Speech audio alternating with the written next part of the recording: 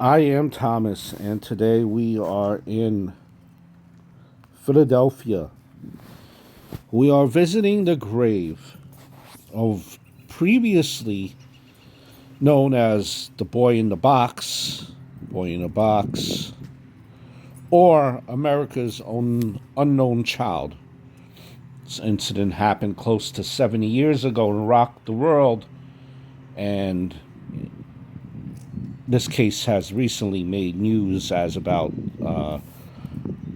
2 years ago. America's unknown child. He was a 4 year old boy who came to be known as Joseph Augustus Zarelli recently, about 2 years ago. For close to 65 some odd years, he was unnamed. No one knew who he was. But his body was found malnourished, nude, beaten. It was found on the side of a Philadelphia road in the community of Fox Chase, Susquehanna Road. Probably pronouncing that right. I apologize. Susquehanna Road. That was on February 25th of 1957. Joseph, as we now know him to be, appeared to have been cleaned and freshly groomed, a recent haircut, trimmed fingernails, though he had suffered extensive physical attacks prior to his death, multiple bruises on his body. He was also severely malnourished. His body was covered with scars, some of which was surgical, notably on his ankle, groin, and chin. And authorities, they believe that the cause of death was homicide by blunt force trauma. Despite the publicity and the sporadic interest throughout the years, the boy's identity, that is the picture of the box that he was found in, the boy's identity, it remained unknown for over half a century.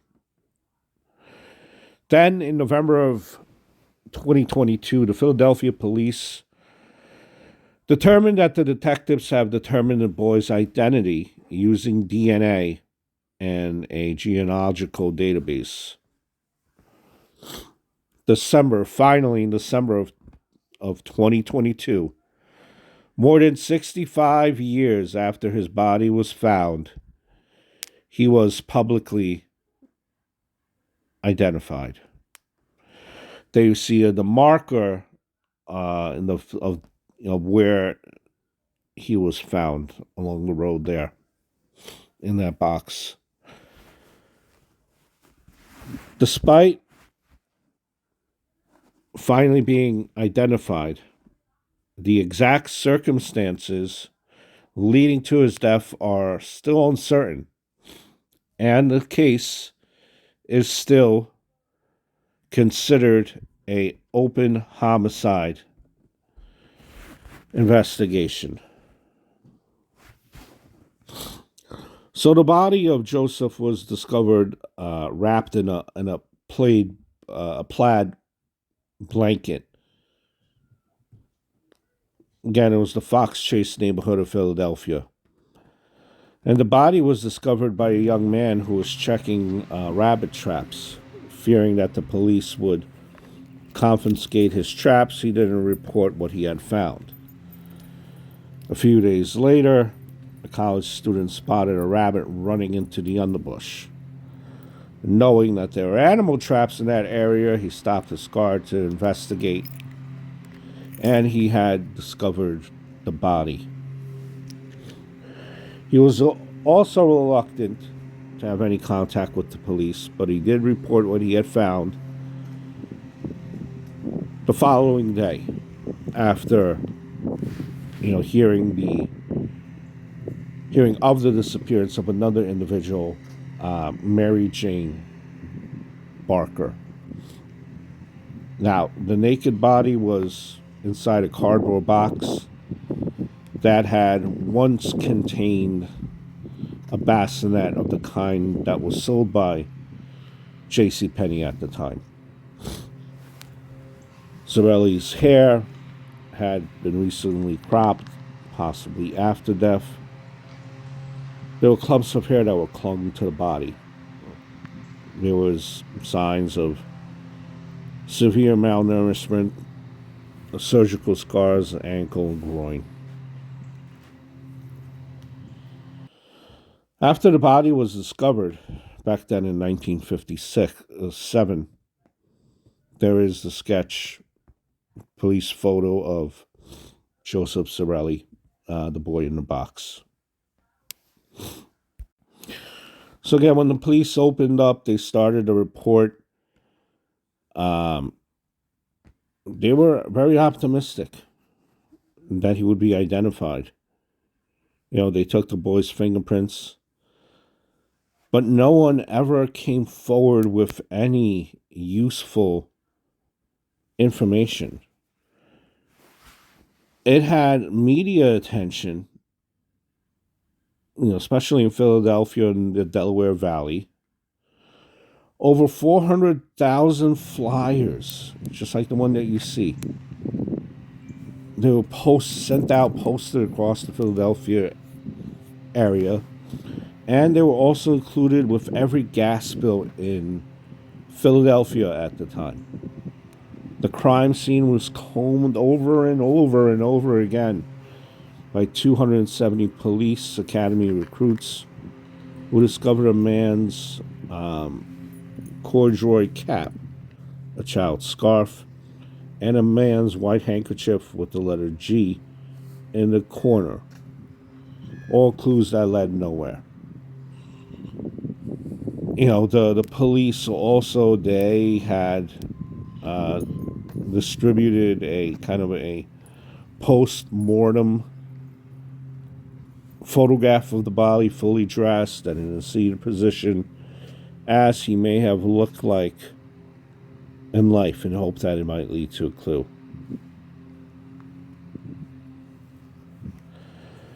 So we're fast forwarding now, and 1998, the body of Joseph, it was exhumed for the purpose of extracting DNA, which was obtained from a tooth.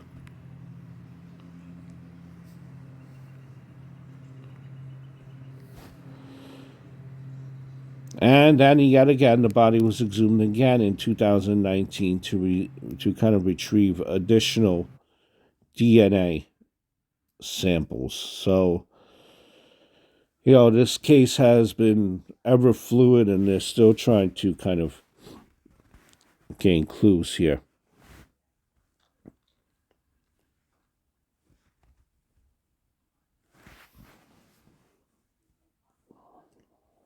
So after they discovered his identity,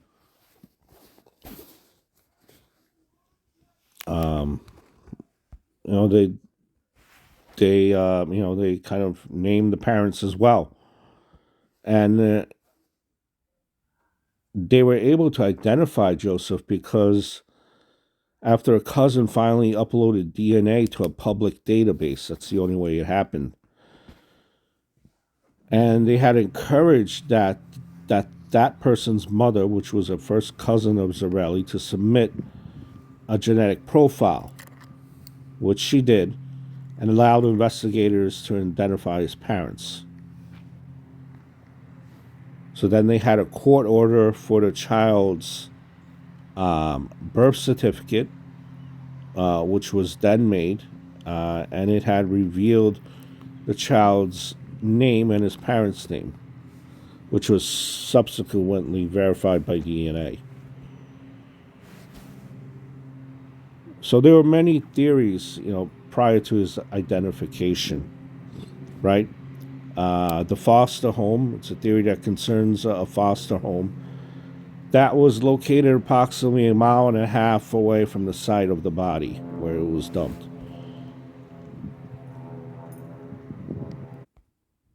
So After attending an estate sale at the foster home, um, he discovered an individual by the name of Bristow, Remington Bristow, an employee of the medical examiner's office.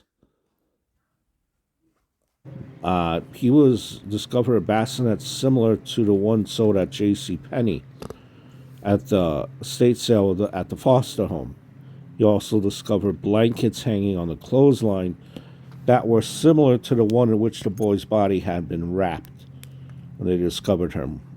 And Bristol believed that the boy was the son of the stepdaughter of the man who ran the foster home, and that they disposed of his body so the stepdaughter would not be exposed as a unwed mother, if you follow me, right? So there was, a foster home that, unwed mother, and that's why it was done.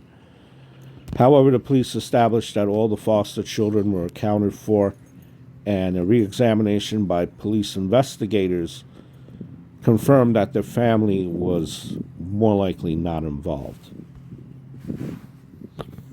There was a woman also by the name of Martha or by M. And this theory was a theory that was brought forward in 2002 by a woman only identified as Martha or M, accusing her mother of acquiring and killing the child.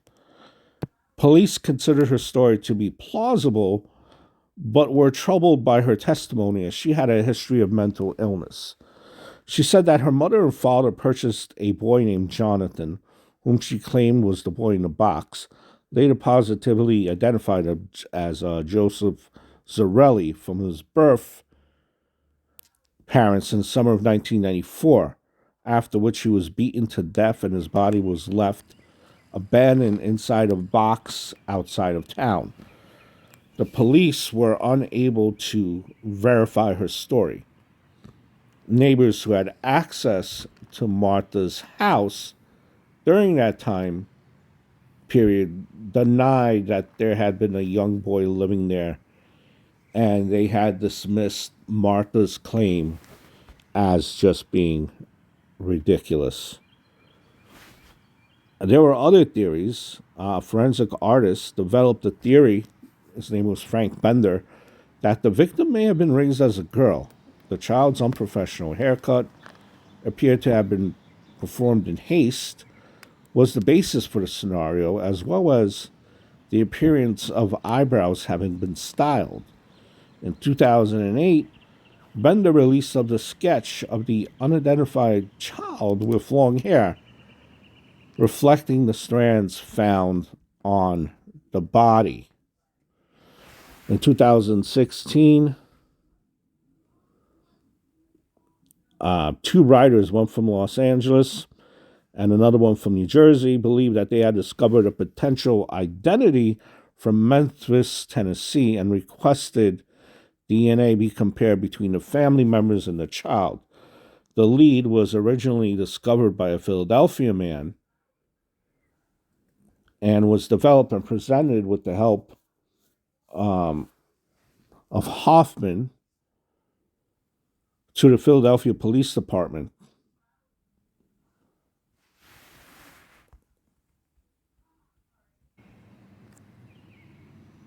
And eventually the DNA was taken from that with the Memphis man, but there was no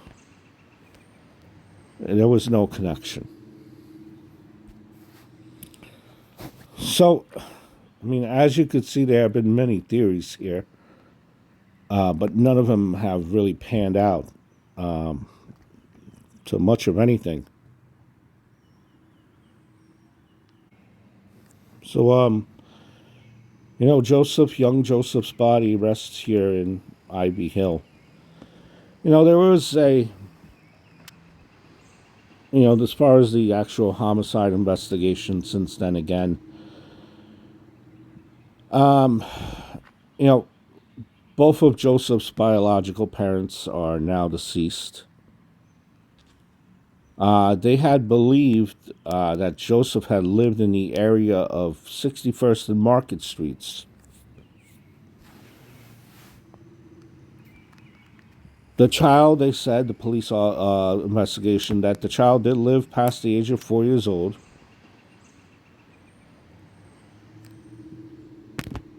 So there would have been someone out there that would have seen this child.